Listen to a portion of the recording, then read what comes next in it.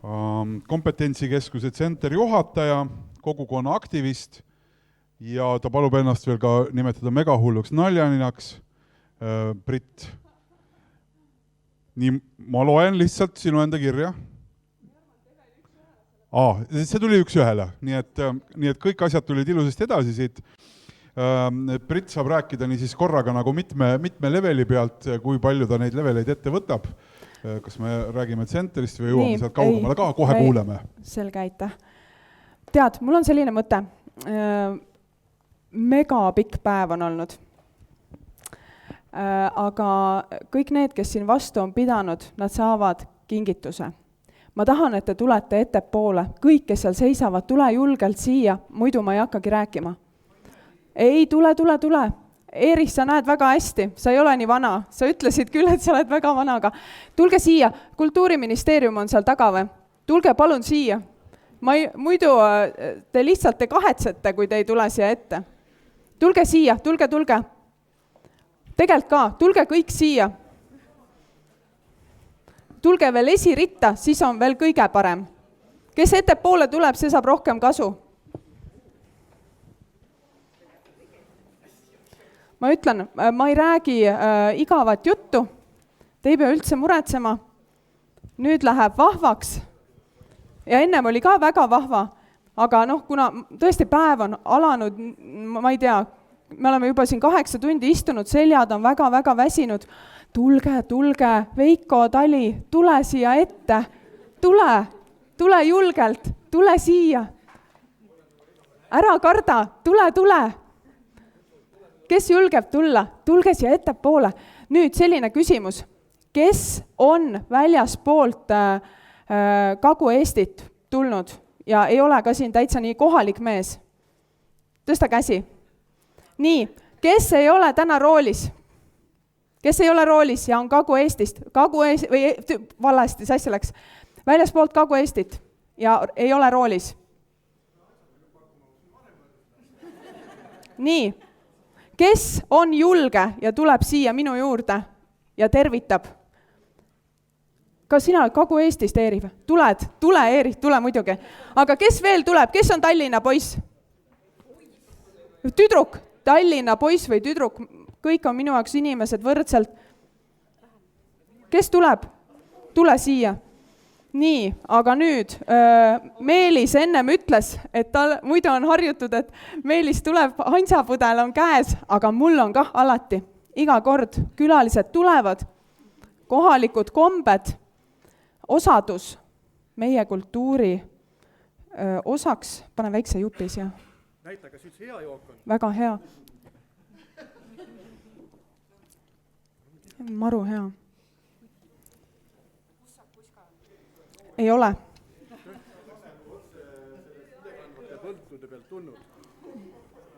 Hansa. Ma vaatan, on puhaste ja heade mõtetega tehtud. Ütleme niimoodi, Kagu-Eesti terviseks ja mulgi kõhtu. Juhu! Täh sulle. Meil Ida-Virumaal on ikka saab kuska ka. No siin laseme ilma. Siis välitööde terviseks. Aitäh. Aga aitäh teile. Kõik jah. No. Aitäh, et tulid. Nii, aga nüüd räägin edasi. Nüüd on tervitatud, et ma käisin juunikuus, käisin geeniuuringutes ja kuna 10 aastat tagasi andsin verd, siis mulle öeldi, et tule nüüd tagasi, me anname sulle tervise infot ja tagasisidet. Aga kuna ma olen hästi uudishimulik, siis ma hakkasin küsima, et mida te veel siin teete? Ma olen hästi veendunud, et just nimelt need Eesti seesama geenivaramu on mingis mõttes väga suur rikkuse allikas meile.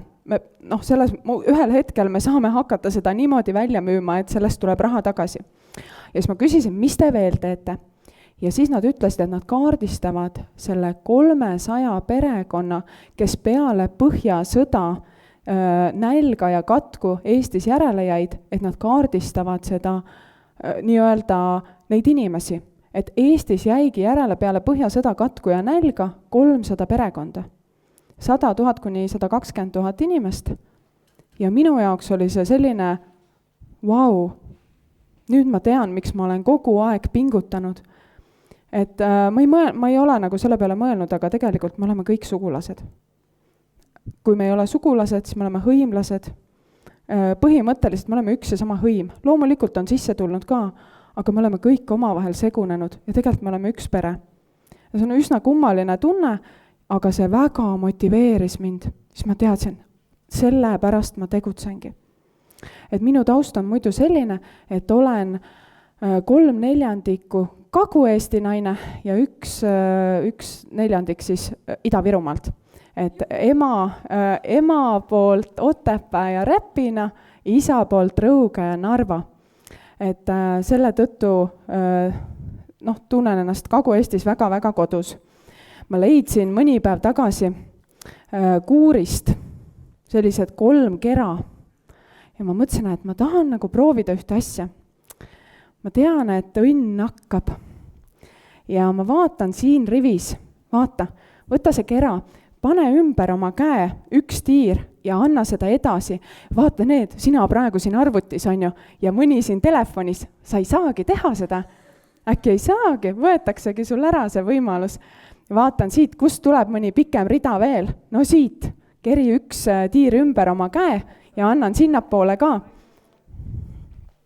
Võib-olla on see kera veits tolmune.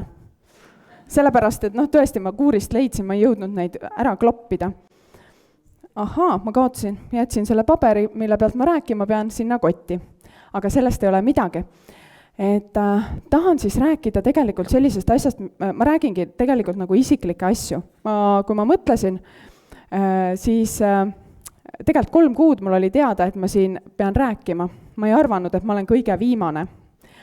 Ja selles väga palju asju on juba räägitud. Ma ei tahaks nagu korrata, aga teisest küljest tõenäoliselt läbi mu juttude nad tulevad ikkagi välja.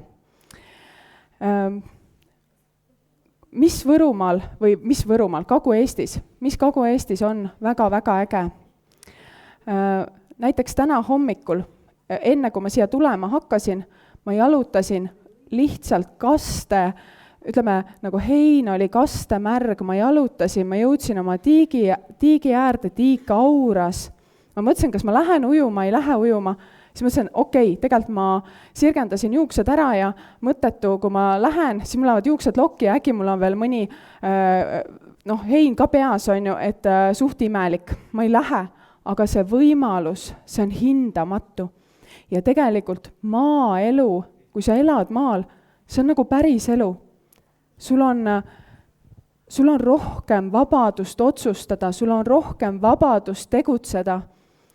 Ja ma ei oskagi öelda, kui ma käin linnas, siis see oleks nagu elu virvendus. Ja see, kui ma tulen maale, siis see on nagu päris. See on hästi selline huvitav nagu tunne, et lihtsalt veel sellest kultuurikihist, kus me elame. Nädalavahetusel mul käis üks selline uus inimene külas, kes varem ei ole käinud ja hakkas rääkima, ta on kohalik inimene. Ja ütles mulle, rääkis, et tal olid vanematel kodus vaimud, aga ta võttis 3-värvilise kassi ja sai lahti. Joh, ei tii, no niimoodi või? Ahah, et vot selline huvitav info, see on nagu igapäevaselt see film seenel käik, et juhtuda võib mida iganes. Et lihtsalt räägin veel, mul on naabrid. Naabrid on, ma näen neid ja siis paar aastat tagasi oli niimoodi, et ma ärkasin, see oli nädalavahetus ja ma ärkasin miskipärast kella 5 ajal ülesse. Mul tuli meelde, et mul on naabrimehel sünnipäev. Ma tegin koogi ja ma läksin nende poole hommikul kella 6 ajal ja viisin koogi sinna. Kuidas ma sain viia? Sest uksed on ju lahti. Saad aru, uksed on lahti ja ma hiilisingi sisse. Koer ka ei haukund. Panin tordi laua peale. Loomulikult ma olin hommikumantlis, ega ma ei hakka riideid vahetama. Ja keegi ka ei näinud mind, nii et ma käisin seal ära ja hommikul siis naabrid ka olid väga, nad ei teadnud ju, et kes selle koogi tõi, et olid väga üllatunud selle peale. Aga see on see, mis siin toimub. siin on, ma ütlengi, et see sidemed, mis siin on inimestel oma vahel, see on nii võimas, ükskõik mida sul on vaja, sa tead, et ma helistan sinna või ma võtan ühendust selle inimesega, see on eriline jõud. Ma räägin natukene, võib-olla oligi, aasta oli 2013 ja siis ma käisin koos Margus Timmoga mingil kaasava juhtimise koolitusel. Sellel koolitusel tuli, iga inimene pidi valima, et mis on tema jaoks kõige olulisem teema. Tollel ajal ma olin juba mõnda aega, ma olin siis juba nii-öelda tsiviilis ja olin toimetanud omavalitsuses, siis töötasin maavalitsuses, ma puutusin kokku hästi paljude erinevate inimestega, igasuguste inimestega. Ja mul oli tekkinud hirm. Ma tundsin, et ühiskond oli, või ma tundsin, et need inimesed minu ümber on hästi rahulolematud, et olles just sõjaväest tulnuna, kus sa teadsid, et sul on nagu vastane on kuskil nagu väljaspool, siis hakkas mulle tunduma, et vaenlane on meie hulgas. Ja see vaenlane on just nimelt see usaldamatus. Et me ei usalda oma juhte, me ei usalda oma kaaskodanikku, see on selle sama igapäevase konkureerimise rohkem, veel paremaks, kes on parem, kes on halvem, hindamine, selline, see tuleb nagu koolisüsteemist ja väiksest saati peale, kus me kogu aeg sildistame, anname hinnanguid, jookseme surnuks, et oleks rohkem. Ja väga palju inimesi ei jõua selle võidujooksuga kaasa tulla ja nad kukuvad tee peal maha. Siin piirkonnas, kuna need teenused on nii kaugel, kuna töökohti on vähem, eneseteostuse võimalusi on vähem, haridusvalikuid on vähem, väga palju inimesi ongi maha jäänud. Ja aasta oli 2013, kui minu küsimus oli seal, et kuidas tekitada rohkem usaldust inimeste vahel, aga peamiselt just nimelt riigi, võimu ja inimeste vahel. See küsimus on, nüüd vastuse saanud, et see oli nagu karta, et see millekski formuleerub ja eelmised valimised näitasid, et ma endiselt tunnen, et see side võiks olla oluliselt parem. Kuidas seda tekitada? Läbi positiivsuse. Ei saa kritiseerida, kogu aeg ei tohi kritiseerida, eriti avalikus ruumis. Kogu aeg tuleb püüda tegelikult kiita. Et mina olen valinud nagu sellise taktika, et fake it until you make it, ehk et ma kogu aeg ütlen seda, mida ma näha tahan, mitte seda, mida ma näen tegelikult praegu, vaid hoopis ma väljendan oma ootusi siis sellena, et see positiivne tulem, mida ma näha tahan. Ma usun ja usaldan meie juhte. Ma tõesti, kui mina panen neile usalduse ja väljendan seda, et sa oled nii tubli, ma tean, et sa teed oma parima, siis ma usun, et ta teeb seda, sellepärast, et ta tunnetab ka, kõigepealt, et temasse usutakse. Teine asi, võib-olla läbi selle hakkab tekkima vastutustunne ja näiteks ma usungi, et väga paljudel meie juhtidel on see olemas. Aga see ühiskond on läinud lihtsalt selle sama võidujooksu ja kõige selle hullusega, ta on täitsa üle võlli kõik. Aga ma ei taha rohkem sellest rääkida, sellepärast, et see hakkab negatiivseks jutuks minema. Siis ma pööran selle hoopis teise jutu peale. Räägin sellise loo. See ei ole mu enda lugu, see on Jüri Parijõgi lugu ja selle loo nimi on Mehe päris õnn. Elasid kord 2 meest, kellel olid täpselt samasugused talud, täpselt sama suured. Üks mees oli edukas ja rikas. Ta läks kõik libedalt. Hommikul normaalsel ajal läks põllule, õhtul tuli normaalsel ajal põllult, kõik sujus. Teisel mehel kogu aeg takistused. Ta tõusis varem ülesse, töötas hilisõhtuni, midagi ei õnnestunud.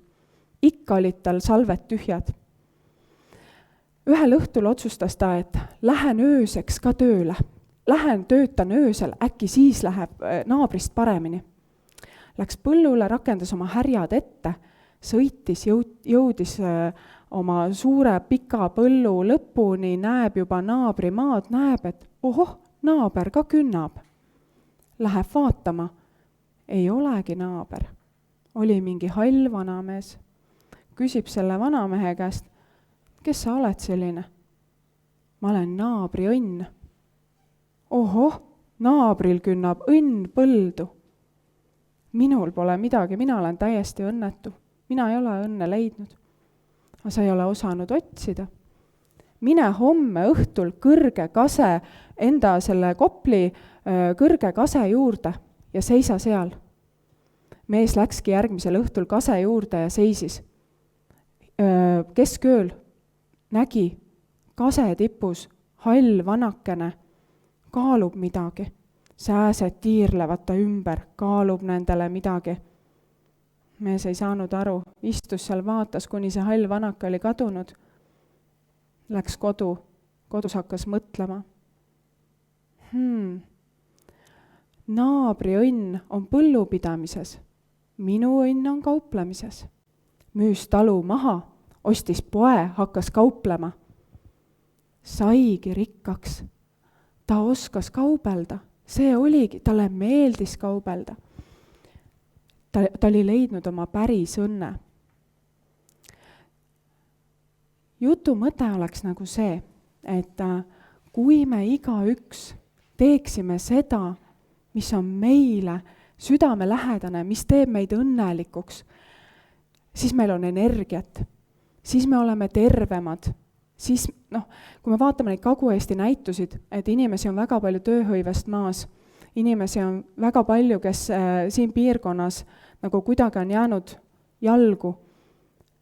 Võib-olla seal on ka teine teema sees, et need inimesed pole leidnud seda, mis neid õnnelikuks teeb, seda, mis neid võimestaks. Need inimesed, kes siin piirkonnas elavad ja väga hästi toimetavad ja on praegu selles ruumis ka, nad on leidnud selle õnne, nad on leidnud selle, mis nagu kirgastab neid, see, mis paneb tegutsema ja toimetama, sul on energiat kõigeks. See ongi minu meelest õnne nagu valem, et tuleks see leida.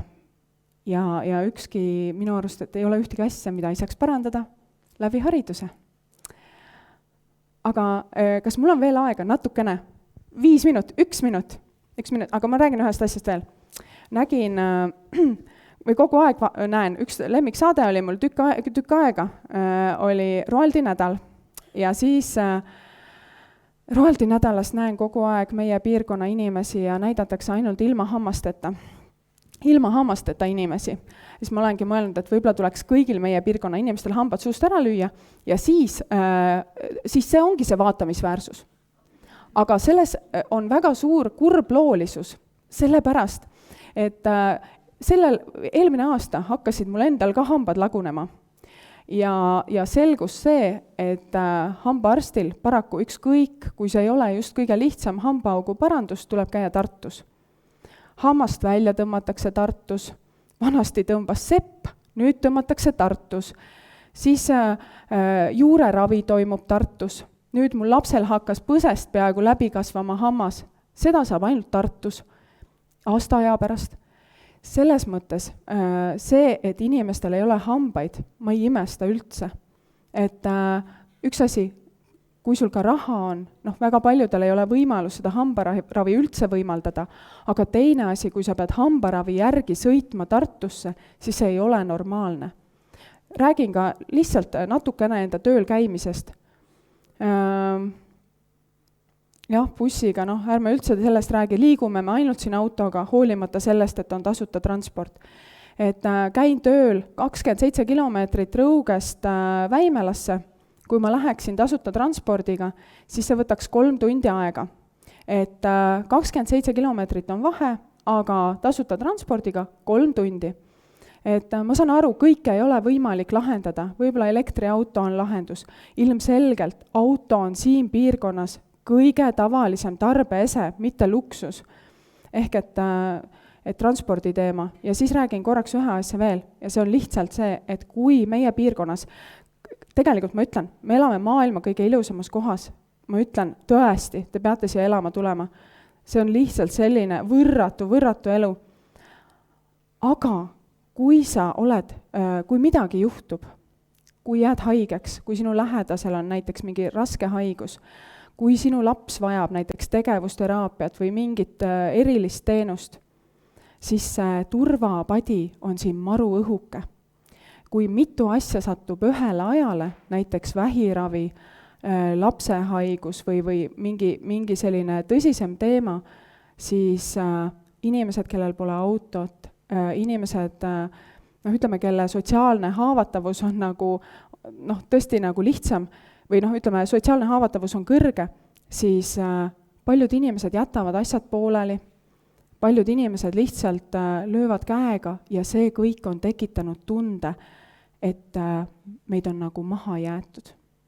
Et me ei ole nagu riik, või inimesed ei tunneta riiki, kuigi riik on igal pool ja me oleme ise riik ja me saame ise väga palju muuta, siis need asjad inimesele, kelle bürokraatia, võimekus ja sidemed ei ole nii tugevad, need on probleem.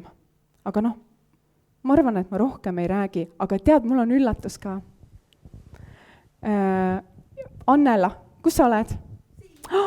Ma istusin Annelaga kõrvuti ja siis ma ütlesin Annelale, et ma tahan, et see grupp nagu oleks kuidagi nagu ühtsem. Kas me saame ühe laulu teha? Ja Annela ütles, et teeme laulu. Aga see laul on niimoodi. Mul on ettepanek, me seisame kõik püsti, sest te olete hullult palju istunud. Ja te peate ise kaasa laulma. Lähme kõrgemale, aga mina ei oska laulda. Nii et ma võtan endal ka klapid peast.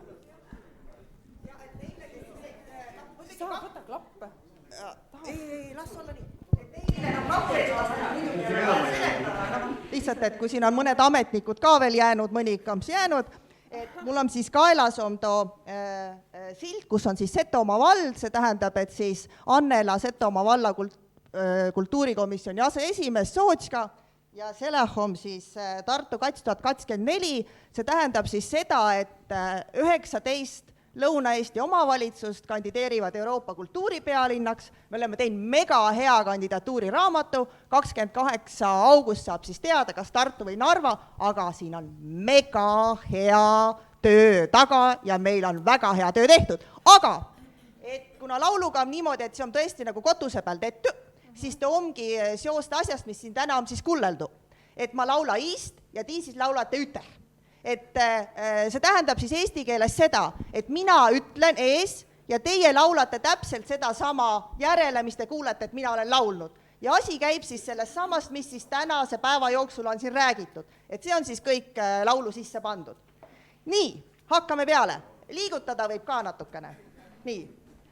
Lätsi Põlva poole, Lätsi Põlva poole, Lätsi Põlva poole, Lätsi Põlva poole, Joutse väli küüle, Joutse väli küüle, Joutse väli küüle, Joutse väli küüle, Naakse kullemaa, Naakse kullemaa, Nakse kullemaa, Nakse kullemaa. Küll on millos olla, küll on millos olla, küll on millos illos olla, küll on millos illos olla. Lõõvas õnne valemi, lõõvas õnne valemi, lõõvas õnne valemi, lõõvas õnne valemi.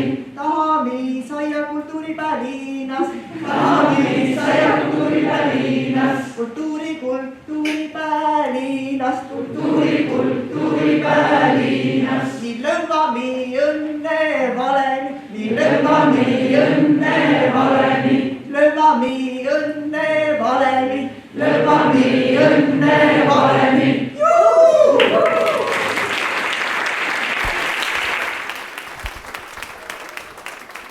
Et nagu superkoor ma ütleks, et esmaspäeva õhtul Treski küünis siis jätkame, jah? Aitäh, Annela!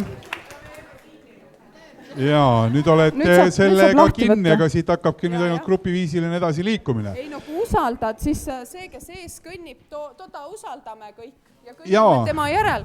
Ma natukene teeksin, aitäh sulle, suur aitäh Brit sulle, suur tänu, teeme veel Britile aplausi.